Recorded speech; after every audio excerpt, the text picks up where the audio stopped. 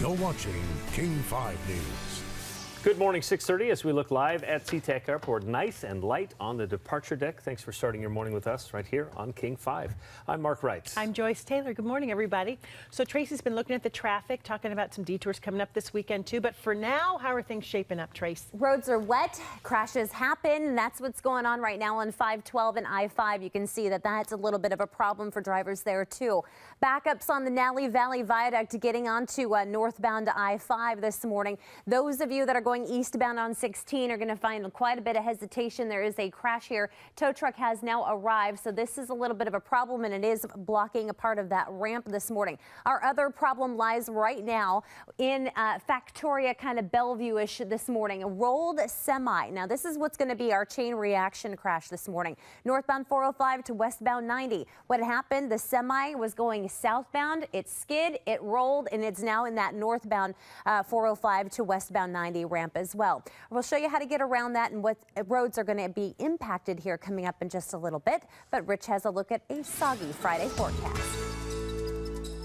Has been pretty wet, especially in the South Sound and southwestern Washington. We have a front trying to push in. It keeps dissipating as it pushes these bands of showers northward up into the Sound. You can kind of see that over the last hour. Getting a little bit closer, though, you can see another little band poised right now to start pushing in. It has been to the Olympia area, headed towards Tacoma, probably up to Seattle in about a half an hour, 45 minutes or so. We'll continue to see it try to push its way inland. Temperatures mid to upper 50s. Should be off and on showers mixed with a few sun breaks by noontime, lower 60s. About the same at 5 o'clock with highs today in the mid to upper 60s. Might be a little briefly breezy around midday to early afternoon. We'll be looking for kind of a cool and occasionally showery weekend, but boy, next week's going to be warming up. We'll check that forecast in just a few minutes.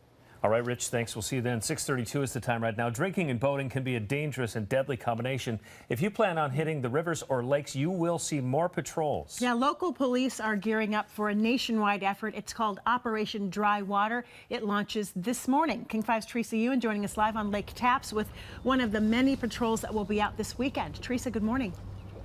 Good morning to you, Joyce and Mark. That's right, we're here on Lake Tapps, and this is a very popular spot, as you know, when the weather gets really nice. And we're joined this morning by Bonnie Lake Police, and we're out on patrol because you're going to have more officers out. What's the number one conception, Sergeant, when you think misconception when you see people out on the waterways drinking and boating? I think the major misconception is people fail to realize that you've got hazards in the water, that drinking and being under the influence does affect your decision making, right, and that you may strike these hazards out here, and that the water does affect you differently, and you do make bad decisions while operating the vessel. Especially when it's sunny too. People may be drinking more. Sure, yeah. Sun has a major effect on how you feel on the boat, how it enhances the alcohol concentration in your body, the stability of the boat, being out on the water for 4 hours. All those things completely affect how you feel on the water, and the alcohol enhances that. Sergeant Boyle, is there a difference too when you look for drunk drivers on the road and drunk drivers or boaters on the waterways? Is there a difference? Yes, there is. On the road, it's easier, it's more linear, it's straight. You got lines to kind of watch to see what people are doing. Out on the boat, you don't have those lines. You have all you can do is watch for bad decision making. If they don't have a monitor to watch the skier, there's no flags, no life vests, any little thing that'll cue us off that they're already starting off their boating experience and they're not making good decisions. And you guys, I want you to look at this. We made this graphic because the folks here have shared some really alarming numbers with us. Take a look. In the past decade, at least 64 people have died in Washington from boating accidents involving alcohol. And last year during Operation Dry Water, patrols stopped nearly 4,000 boaters in our state, and more than 1,300 were given warnings, 6 cited for BUIs, and 219 citations for other violations. And coming up in our next hour on Con, we're going to talk more with Sergeant Boyle about what they're going to be looking out for in these emphasis patrols. And again, that's happening this weekend. For now, live on Lake Tapps, I'm Teresa Ewan, King 5 News. All right, Teresa, thank you. It's 6:34 now. In response to a public disclosure request by the Seattle Times, Seattle City Lights released a 4-year history of energy consumption and billing for its top executive. CEO Jorge Carrasco has recently been under fire for a series of issues. Just this week, City Light admitted scammers made off with $120,000 worth of copper scrap wire, and Carrasco was the first to fall for it. He's also been under scrutiny for getting a significant pay raise. He currently earns $245,000 a year. Earlier this month, the Times reported the utility company spent more than $17,000 to remove unflattering stories about Carrasco on the internet. If you'd like to read the energy report, we have put it on our website, king5.com. Hundreds of teachers marched through Seattle yesterday protesting several educational policies supported by the Bill and Melinda Gates Foundation. They call themselves the Badass Teachers Association. Protesters believe private money has too much sway in public education, leading to an increased focus on testing. I find the notion that educators are reluctant to be open to these crazy, untested, and scientifically unproven ideas to be absolutely abhorrent. The Gates Foundation is a major proponent of Common Core education guidelines, a controversial initiative to establish more uniform educational standards. Those behind the rally call Common Core unreasonable. The Gates Foundation did not return our request for a comment. Today marks the start of the free summer meal program for kids here in Seattle. More than 200 people are expected to turn out for today's event at the Jefferson Community Center. It runs from noon until 2. Today's lunch will also include music from Radio Disney Seattle. Well, advocates for legalizing recreational marijuana in Oregon delivered new petitions to the state capitol yesterday. This brings the total number of submitted signatures to 145,000. That's more than they needed to get it on the ballot in November. If Oregonians approve the measure this fall, it would legalize pot for adults over the age of 21. It's coming up on 6:37 right now. People in Portland are cleaning up after heavy rains this week. One of the places dealing with serious problems is an ice rink where the Portland Winterhawks practice.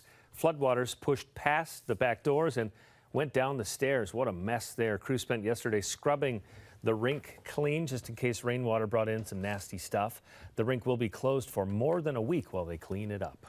Rivers are receding in Iowa this morning after a storm drenched the Des Moines area. Most of the overflowing water is confined to roads and parks near rivers. It's not threatening many homes or businesses. Meteorologists say the worst of the flooding is over, but it could take days until all of that water is gone. At 6:37, a memorial service has now been set for the well-known outdoor rider who died while hiking on Mount Rainier last weekend. The service for Karen Sykes will be Monday, July 14th at the Mountaineers Seattle Program Center in Magnuson Park. People are invited to share stories and memories about Karen at 6:30 p.m. with a program beginning at 7 p.m. It's coming up on 6:38 right now. This morning we're hearing more from Olympic gold medalist Amy Van Dyken-Ruin following that ATV accident. The poor me, get over it, and this is what you're dealing with, and get stronger so that you can go home and you can sit on the sofa and cuddle with your husband and your dog again. And you can't, I don't have that in my makeup to sit there and dwell on it. Because if I do, then I'm going to go down this rabbit hole and it's going to be awful. I want to be happy. I'm a happy person. Just weeks after her paralyzing accident on that ATV, she tells NBC's Matt Lauer she feels lucky. You can watch more of their conversation on the Today Show this morning. That's coming up in 20 minutes right here on King 5. Later today, the first couple is attending the U.S. Marine Barracks evening parade.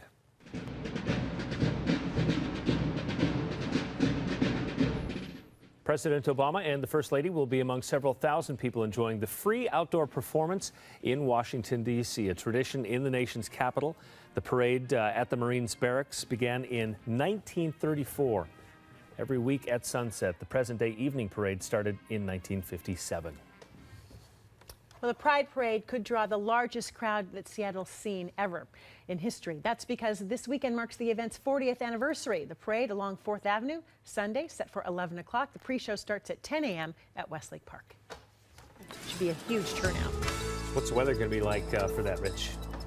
Actually, probably a couple of showers around, but maybe some sun breaks as well. Shouldn't be, again, it's a matter of timing and location because we'll have the kind of hit or miss showers around for Sunday. Shorter term, well, it's been kind of hit or miss rain-wise. The front's trying to push in this morning, but not being too successful so far. So checking our out-the-door conditions, there are some areas of steady rain primarily down in the South Sound and over southwestern Washington. A mild morning everywhere, though, with temperatures in the mid-50s to near 60 degrees. And you can see on the Doppler radar that once you get up there, at least the moment north of Tacoma, really fairly dry until you get up there north of Everett. A little bit of rain shadowing probably affecting that. And you can see that next band, though, trying to work its way into Puget Sound. We'll continue to see how far that makes its way northward. And once we get the remains of this front through, it's going to leave behind some cool showery area. You can see just a gray morning there looking out from Salties on Alki with some occasional mist coming down. Overall, a commuter forecast, how the rains or how the weather's going to affect your drive the next couple of hours. Basically, a little rainy in spots, so there are some wet roads, especially down in the South Sound. Overall, we'll see it turn to showers and sun breaks for for later this morning and this afternoon, mid to upper 60s. Same tomorrow, maybe a degree or two cooler. And then as we head Sunday, decreasing showers, and by afternoon we'll have some clearing, highs up around 70. Some sunny and warm weather headed away for the first half of next week. We'll check that out and take a look at the 4th of July forecast coming up here in just a couple of minutes. Right now, let's take a look at those roads, see how we're doing out there. The wettest one's down in the extreme South Sound right now, Tracy. Yeah, Maytown, Capitol Boulevard, I'm seeing that down there. But what was left over with some of our soggy conditions left a mess behind it with a couple of accidents. Good news for drivers. Eastbound 16 to northbound 5, that crash is cleared. Backup now extends from Cheney Stadium, 39 miles an hour. They're still working to clear up this crash that's on northbound 5 and 512 this morning. Our other problem is this chain reaction crash. Okay, I call that. That's because it's going to impact I-90 and 405 in both directions.